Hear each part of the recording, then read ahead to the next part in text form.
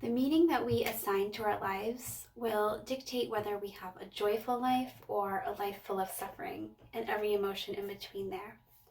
My name is Vanessa. I'm a healer, a lightworker, and I'm here to help you. We assign meaning to everything. And what we don't realize is that just because we assign a meaning to something doesn't mean that that's the actual meaning of what's happening. Just because we have a thought doesn't make it true.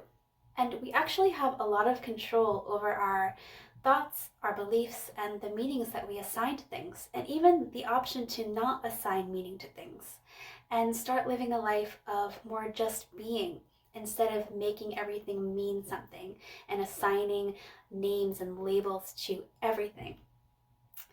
And one of the ways I first learned this was through the powerful book called The Power of Now by Eckhart Tolle. I highly recommend that you get this book. This book changed my life 20 years ago and brought a peace into my life. So I really recommend that you do this. From the moment that we wake up in the morning, we assign how our day is going to be. You might wake up for work and you think either you are going to have a stressful day or a peaceful day. Whatever you assign meaning for to that day and the meaning to the experiences that you go through that day will be what happens to you. Your meaning is your reality. So if you are unhappy in your life and you are happy with the meanings of the things that are happening to you in your life, know that you are a powerful creator of your world. You can change the meaning that you give things. Everyone can have a different perspective. 1,000 people can experience the same exact experience, and you can have 1,000 different meanings for that experience. So know that there are an infinite amount of possibilities for you to have a meaning and different perspective to what's happening. And also, we can completely transcend this and go beyond to get to a point where we can maybe enjoy our cup of coffee or our drive to work and let it just be that and not anything more. We can quiet the words in our head, the thoughts in our head, to allow us to just have that peaceful moment.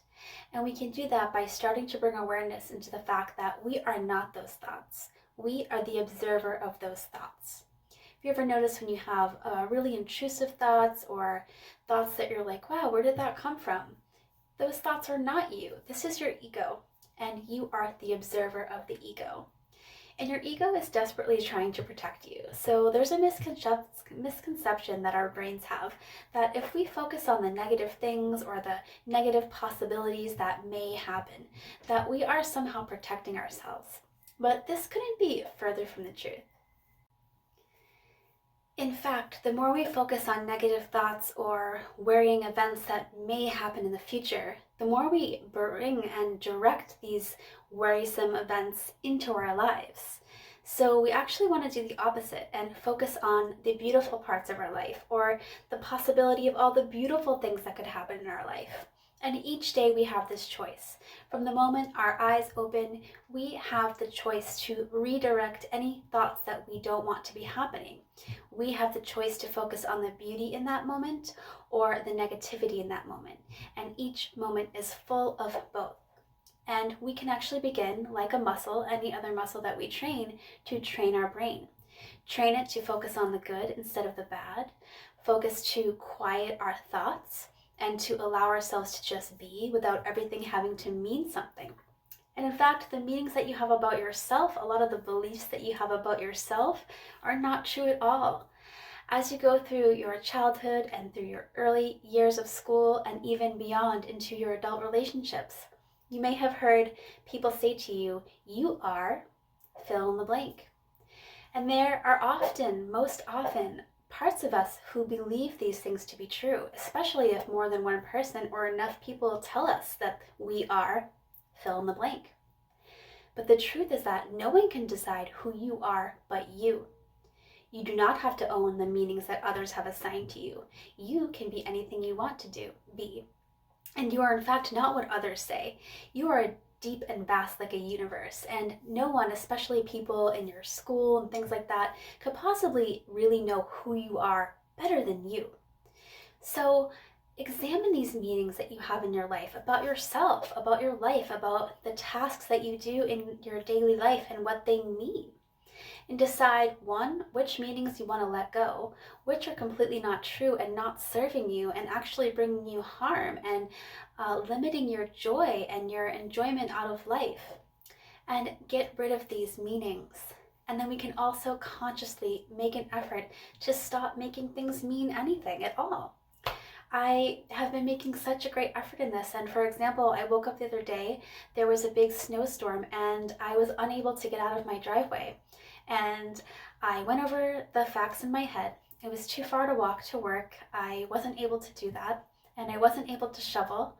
It was just too much snow. So I decided not to worry. And I let my work know that I would be in when I could. And I didn't for a second let it stress me out. So I also could have looked at that differently, and I could have let it mean that I was not a good employee and now I had to be stressed out and I don't know how I'm going to get to work, and that spiral could really just, take a toll on me mentally and physically. And instead I let that go. I understood what I could control and what I couldn't, and I let the rest go. I'm going to give you another personal experience in my life where people could very likely look at my life, and people have done so, and have maybe labeled a meaning of lack and failure in my life. And I'm going to give you my take on it, my perspective. I live in a home, in a living room. So I have a bedroom and a living room in a home that I share with my youngest son's father, who, after realizing that we are not compatible, have decided to separate, but to continue to live together for many different reasons, but mainly for the benefit of our child, so that we do not have to not see our child sometimes. And we are harmoniously living together. And I don't see a lack. In fact, I love my living space. I love my bed. I love my room. I'm able to dance in my bedroom, the living room. There's a turtle in there and some frogs. I get to lay in my bed, and when I look out the window, I see the beautiful sky. And I find it absolutely beautiful that I can live with another human being, that we have ended a relationship because we are not compatible, yet we can still live a harmonious relationship and even go to trampoline parks and out to eat occasionally together harmoniously. And I find it beautiful that I can watch us grow, although we're growing apart, growing nonetheless. And I feel abundantly grateful for all that I have, which is so much. I feel abundant. I feel like the universe is always taking care of me and really pampering me as well. I feel like I have so much, down to the beautiful socks that I get that roll all the way up and keep me warm, to my beautiful coat and my hat that I love so much, all the food that I have, and the availability of me seeing my son every morning and every night. So you get to choose the meaning of your life and what your situations mean, and only you can do that. And realize you have the absolute control to change these things if you don't like them. You are the master controller of your life. It's all up to you. So I encourage you to examine the meanings that you're giving to your day, to your experiences, to your life, and to you as a person. And I encourage you to read this book, The Power of Now by Eckhart Tolle. I believe in you, I love you, and I want you to know how powerful you are. You are powerful.